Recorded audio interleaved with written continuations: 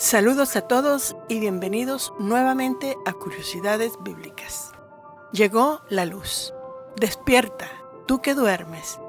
Hagamos juntos una red evangelística y conquistemos el mundo para Jesús, sin religión, sin dogma, sin doctrina, solo con su verdad y la ayuda del Espíritu Santo de Dios. ¿Me ayudarías? ¿Te animas? Comparte, suscríbete y dame un me gusta. Gracias y bendiciones. En el capítulo anterior nos enfocamos sobre el espíritu con el concepto en el hebreo, el cual nos da mucho más entendimiento de lo que es espíritu de acuerdo a las escrituras hebreas. Les pondré la referencia en la descripción para todos aquellos que aún no lo han visto. Les recomiendo verlo. Hoy tocaremos otro punto y es de si o no el espíritu es una persona o la tercera persona de la Trinidad. Algo que siempre les he comentado es que tenemos que entender la escritura de acuerdo a la idiosincrasia, geografía, costumbres y tradiciones de la época en que la escritura fue hecha. Y el Nuevo Testamento fue escrito en griego. Y estudiando un poco acerca de esto, descubrí que en el griego la palabra persona tiene su propia definición y no es precisamente nuestro mismo concepto, donde según el diccionario de la Real Academia Española, persona es un individuo de la raza humana. Sus sinónimos son ser humano, hombre, criatura, mortal, alma e individuo. Persona se deriva del latín persona, que significa máscara de actor. Un personaje teatral, personalidad. Y este término deriva de persu, palabra etrusca, región que hoy en día es Italia, que significa máscara, hombre enmascarado o actor, y se refiere a un tipo general de artista enmascarado, más que a una persona o deidad o específica, que a su vez proviene del griego prosopon, que fue traducido o transformada al latín como persona, refiriéndose así al sonido emitido a través de la máscara durante las obras, designando también la máscara que usa el actor para realzar su voz, personare o resonar, resaltar los gestos que debe hacer. La palabra persona tiene diferentes significados filosóficos, psicológicos y jurídicos. En realidad, no hay ni un texto bíblico que mencione al Espíritu Santo o Espíritu de Dios como una persona. Lo que sí vemos son las aplicaciones de las características. Algunos de los seguidores me han preguntado que si el Espíritu de Dios es un poder, ¿por qué entonces se entristece o contrista? Efectivamente, el Espíritu de Dios se entristece, se contrista y nos guía, nos enseña, nos ayuda y mucho más. Y cuando vemos todos estos conceptos de personas en el griego, nos podemos dar cuenta que están hablando de las características de los seres humanos aplicados a la Rúa. Como estudiamos en el video anterior a este, el concepto de Espíritu de Dios o de la Rúa, que no se refiere a ella como una persona, sino a un ser que no tiene cuerpo físico o material, de manera que un espíritu no se puede ver ni tocar, solo se siente su presencia. También conocemos que Elohim nos hizo a su imagen y semejanza, y como tal, la Rúa de Dios también tiene las emociones y sentimientos que puso en nosotros. Y la Escritura los manifiesta como dice el concepto griego de la palabra persona o ser humano, dando así al Espíritu la personificación o enmascarándolo como si fuese una persona sin serlo, solo está siendo personificado. Y considerando esta definición, hay muchísimas enseñanzas que nos dice que el Espíritu Santo es una persona o la tercera persona de la Trinidad. Y esto es totalmente incorrecto y antibíblico. La respuesta la encontramos en la definición de persona, según el griego, que se le atribuye al Espíritu Santo. Las características o manifestaciones de un ser humano como si fuese un actor. Está más claro lo que en el Nuevo Testamento se insinúa porque nunca fue escrito literalmente de esta manera. El Espíritu de Dios es un ser que se le enmascara o personifica el concepto de persona. Como vimos en la antigua Grecia, los actores usaban máscaras con diferentes expresiones faciales para mostrar sentimientos al público, por eso se asignaban características humanas al Espíritu de Dios.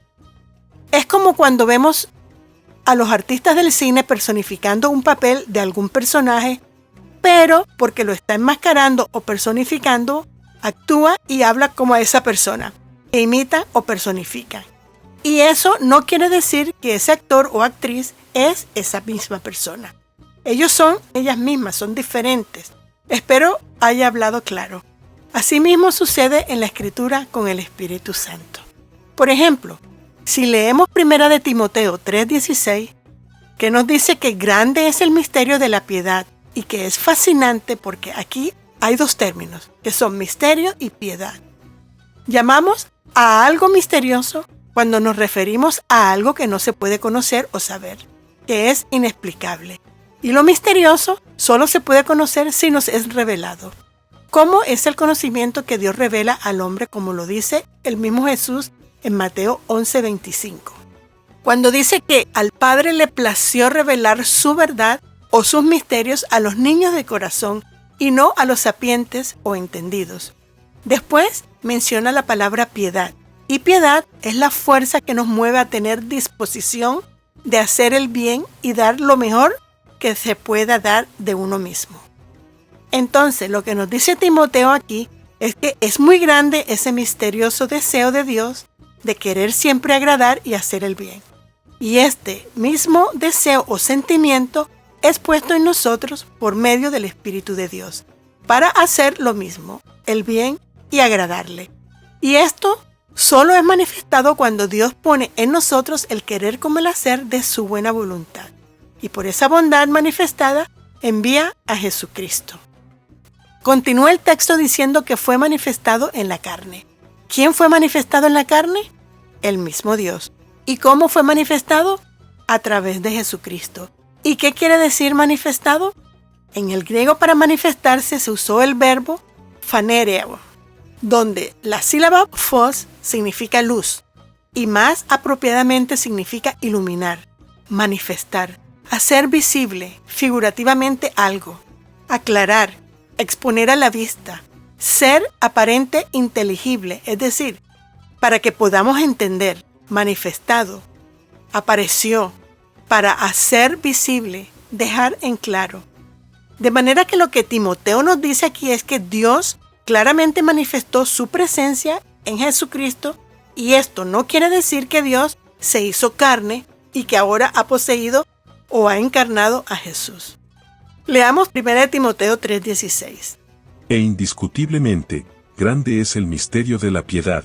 Él fue manifestado en la carne, vindicado, justificado, en el Espíritu, contemplado por ángeles, proclamado entre las naciones, creído en el mundo, recibido arriba en gloria.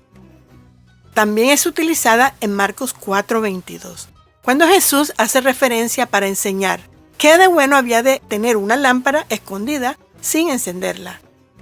Y en Marcos 16:12 también aparece el mismo verbo. En este texto nos dice que Jesús se les apareció, pero no como se aparece un fantasma, sino que es como cuando usted y yo estamos caminando y conversando y de repente otra persona aparece y se une con nosotros en nuestra conversación. Ese mismo hecho está en Lucas 24:15, pero lo dice de una forma más amplia que leo. Y sucedió que mientras conversaban y discutían, Jesús mismo se acercó y caminaba con ellos. Pero sus ojos estaban velados para que no le reconocieran. Ahora leamos textos bíblicos que nos hable de las diferentes manifestaciones del Espíritu. Juan 1:31 al 32 dice: Y yo no le conocía, mas para que fuera manifestado a Israel, por eso vine yo, bautizando con agua. Y Juan dio testimonio, diciendo, vi al Espíritu que descendía del cielo como paloma, y permaneció sobre él. Algo que quiero hacer énfasis aquí es donde dice que vi al Espíritu que descendía del cielo como paloma. Vemos que Juan dice que vio al Espíritu. La palabra para vio aquí es theoamai, palabra que expresa cuando estamos mirando a algo que cautiva nuestra atención y queremos entender su significado. La acción de un espectador al concentrar la atención en algo por el impacto o la influencia que está haciendo en el observante. Yo a esto le llamo visión. Si usted alguna vez ha tenido una visión de parte de Dios, usted quiere absorber todo lo que está viendo para poder comprender lo que Dios le quiere mostrar o decir. Y como a mí me ha sucedido, honestamente creo que eso es lo que le pasó a Juan. Tuvo una visión y vio al Espíritu de Dios bajar desde los cielos como en forma de paloma. Fue su mejor descripción de lo que vio. Pero eso no quiere decir que el Espíritu es un animal o una paloma. Lo que vio después es que esa paloma, o lo que se le parecía a una paloma, dice que permaneció sobre él. Y para permaneció se usa la palabra menó, que quiere decir permanecer para quedarse y no irse de ese lugar donde se posa. Es decir, el Espíritu vino y se quedó para permanecer sobre Jesús para siempre. Y es importante, por lo menos para mí, saber que la palabra que se usó para indicarnos que el Espíritu de Dios se quedó o permaneció es sobre y no dentro, lo que significa que el Espíritu de Dios no te posee, no. Él habita alrededor de nosotros, Él descansa en nosotros, dándonos ese sentimiento de pertenencia, de libertad y de estar a salvos. Y esto me recuerda a lo que dice 2 Corintios 3:17 que leo. Ahora bien, el Señor es el Espíritu, y donde está el Espíritu del Señor, hay libertad. Dice claramente que el Señor y el Espíritu se han unificado, y ahora son uno, un ejad. Ahora están unidos en un solo pensamiento y en hechos, porque Juan nos dice que él vio a la Rúa sobre Jesús, para quedarse y para permanecer en él para siempre. Ahora en Jesús está la luz que creó Elohim en el principio. Esa luz que solo necesitaba un conector para iluminar espiritualmente a todos los habitantes de la tierra que se conectaran con él. Ahora esa Ruá se conectó en Jesús y permanece en él para dar la revelación de la verdad divina y la libertad que obtenemos en ella. Libertad e iluminación que reciben solo aquellos que se conectan con Él. Y la palabra libertad solo es mencionada 11 veces en el Nuevo Testamento, y todas están relacionadas con la libertad espiritual que permanece en los que tienen al Espíritu de Dios morando con nosotros. Y Juan finaliza diciendo que él no lo conocía. Claro que Juan lo conocía físicamente, eran primos hermanos, pero en realidad no le conocía propiamente en el Espíritu, porque Juan dijo que él había venido para que Jesús fuera revelado, para que se manifieste al pueblo a través de él. Después de esto, nadie nunca más vio una paloma posada sobre la cabeza de Jesús. ¿Qué quiere decir esto entonces? Que fue una visión que Dios le dio a Juan, para que supiera que ese era el que de ahora en adelante iba a bautizar a los que crean en él con el Espíritu Santo. Leamos Juan 1:33. Y yo no le conocía, mas el que me envió a bautizar con agua, aquel me dijo, sobre quien vieres descender el Espíritu, y que permanece sobre él, este es el que bautiza con Espíritu Santo. También en otra ocasión se manifestó, se presentó, se reveló en forma de fuego, cuando bautizó a los discípulos en el aposento alto. Y el Espíritu de Dios no es un fuego andante. De hecho, en ninguna parte dice que el Espíritu de Dios es un animal o es una llama de fuego. Esas son diferentes manifestaciones o formas de revelarse. Con esto saco la conclusión que este es lo que forma una falsa doctrina o enseñanza o un entendimiento equivocado debido a la falta de escudriñamiento de las Escrituras, lo cual es muy normal entre el pueblo de Dios. Por algo Señor habrá dicho que por la falta de conocimiento perece su pueblo. Lo que hace que las enseñanzas de Jesús o de la Biblia sean una falsa doctrina es cuando se toman los conceptos o el conjunto de enseñanzas de la Biblia o la Torá y se les añaden pensamientos o conjuntos de ideas o conceptos propios, anulando las originales e imponiendo las nuevas doctrinas o enseñanzas, atribuyéndoselas a la Escritura de Dios. La escritura de la Biblia o la Torá no son doctrinas, son enseñanzas establecidas para el reino de Dios, por Dios, de los códigos legales y morales del reino de los cielos. No hay ni un solo texto bíblico, por lo menos que yo haya visto, que lo mencione como doctrina. Y solo se menciona enseñanzas. Si fueran doctrinas, la palabra dijera adoctrinamiento. Y no es así. Lingüísticamente, también se puede traducir como doctrina, pero en este caso no es. Cuando se habla de doctrina, la acción es adoctrinamiento. Pero cuando hablas de enseñar, la acción es enseñanza. En el griego para enseñanza se usa la palabra didaskei, que etimológicamente viene de didasco, que significa enseñar enseñanzas que han sido recopiladas y son enseñanzas confiables y respetadas y establecidas. Con toda la autoridad y poder que Yahweh le dio a Jesús, Él dijo en una ocasión que Él no había venido a cancelar o abrogar la ley o mandamientos del reino de Dios. Y con esto Jesús nos hace saber que no se le fue dada la orden para cancelar o cambiar las leyes del reino del cielo. Y como estamos hablando del reino, el uso de la palabra abrogar es un término legal o jurídico, que significa cancelar, revocar o anular cualquier código o reglamento, dejándolos inválidos, sin vigencia.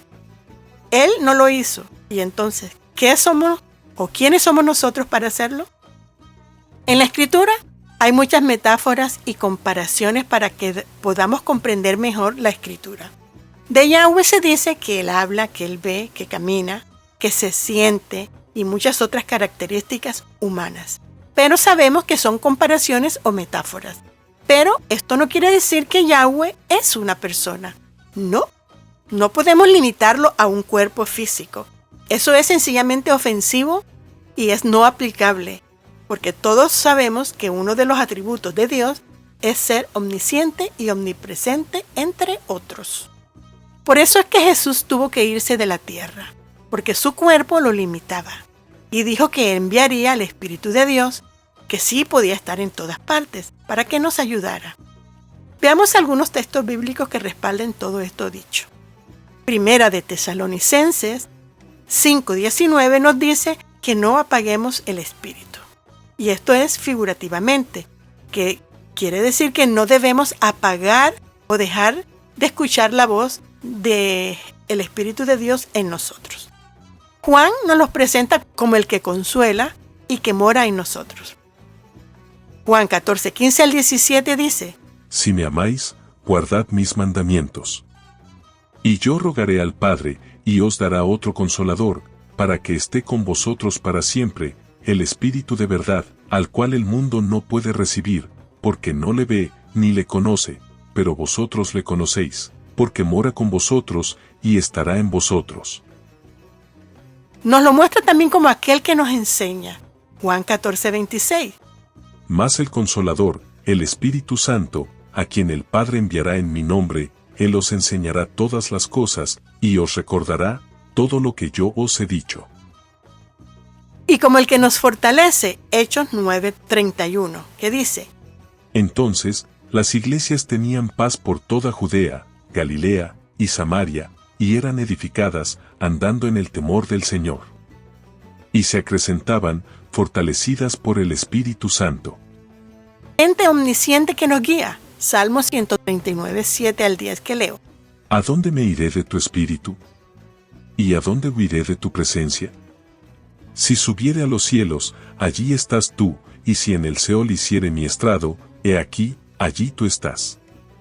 Si tomare las alas del alba, y habitare en el extremo del mar, aún allí, me guiará tu mano, y me asirá tu diestra.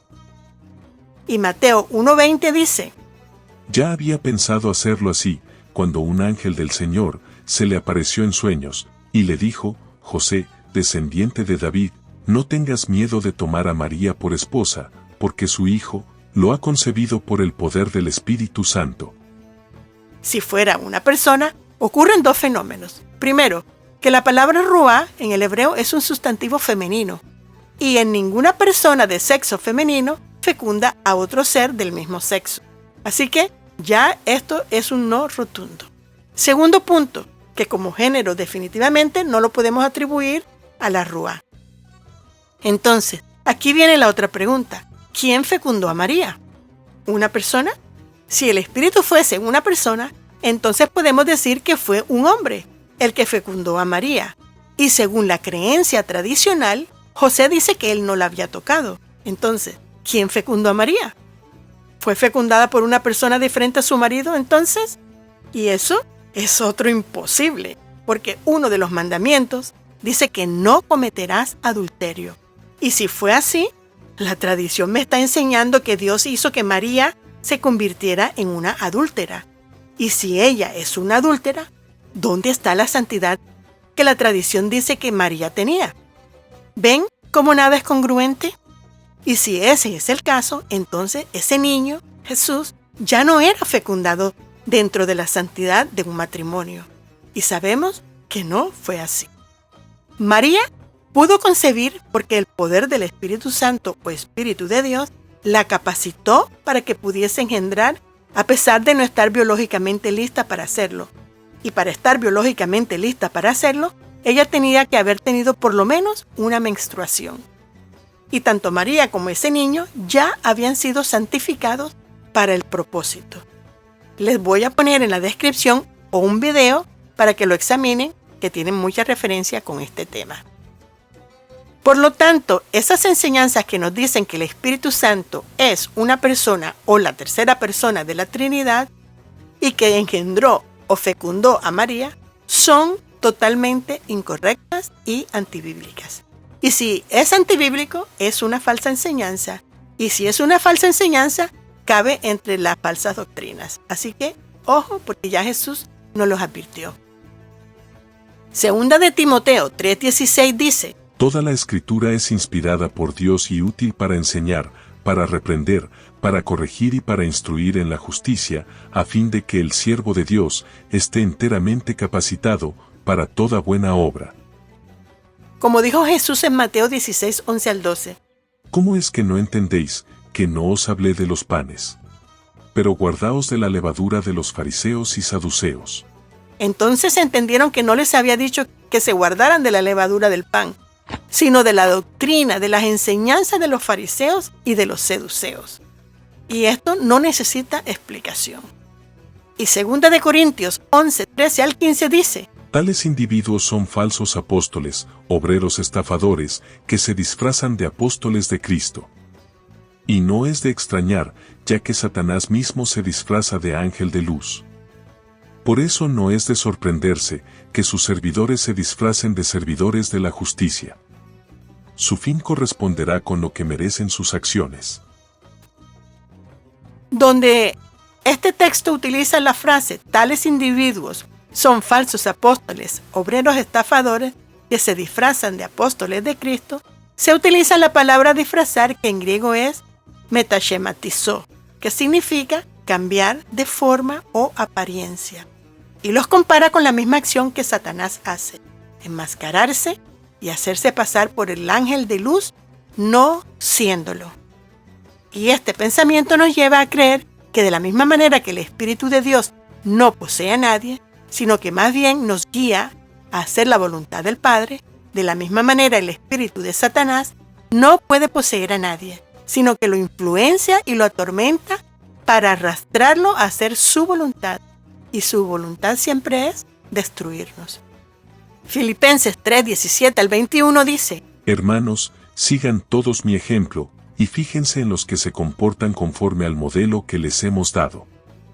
Como les he dicho a menudo, y ahora lo repito hasta con lágrimas, muchos se comportan como enemigos de la cruz de Cristo. Su destino es la destrucción, adoran al Dios de sus propios deseos, y se enorgullecen de lo que es su vergüenza. Solo piensan en lo terrenal. En cambio, nosotros somos ciudadanos del cielo, de donde anhelamos recibir al Salvador, el Señor Jesucristo. Él transformará nuestro cuerpo miserable, para que sea como su cuerpo glorioso, mediante el poder con que somete a sí mismo todas las cosas. Y Pablo nos da un consejo, que ojalá el Señor nos ayude a no olvidárnoslos. Primera de Corintios 4:6. Hermanos, todo esto lo he aplicado a Apolos y a mí mismo, para beneficio de ustedes, con el fin de que aprendan de nosotros aquello de no ir más allá de lo que está escrito. Así ninguno de ustedes podrá engreírse de haber favorecido al uno en perjuicio del otro. Debemos dejarnos guiar por el Espíritu de Dios, escudriñando y estudiando diligentemente la Escritura bajo su guianza para que nadie nos engañe. Así que el Espíritu de Dios, ahora sabemos que es la fuerza activa de Dios que da vida a la palabra de Dios. Es la parte donde están sus características, su esencia, sus atributos, todo lo que lo hace ser Él. Es la parte que se mueve como el viento. Juan 7:15 al 16 nos dice: Entonces los judíos se maravillaban, diciendo, ¿cómo puede éste saber de letras sin haber estudiado? Jesús entonces les respondió y dijo, mi enseñanza no es mía, sino del que me envió. Si alguien quiere hacer su voluntad, sabrá si mi enseñanza es de Dios o si hablo de mí mismo. Efesios 5:18 dice: No os embriaguéis con vino, en lo cual hay disolución, antes bien, sed llenos del Espíritu. Hechos 2:17 dice: Y en los postreros días, dice Dios, derramaré de mi espíritu sobre toda carne. Yo creo que con estos textos que hemos leído, podemos darnos cuenta que el Espíritu de Dios no es una persona. Pero sin embargo les voy a dejar otros textos para que ustedes mismos lo lean y los estudien.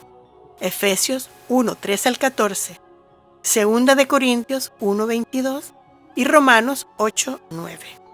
Y con esto me despido, no sin antes decirle que no olvide que nadie le lea las Escrituras.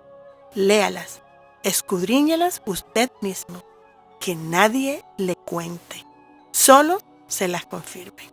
Haga su petición para estudiar juntos un tema en el que no estemos seguros. Juntos lo lograremos. Amén. Seguiremos con más de este tema en las próximas semanas. Bendiciones. Shalom. Shalom.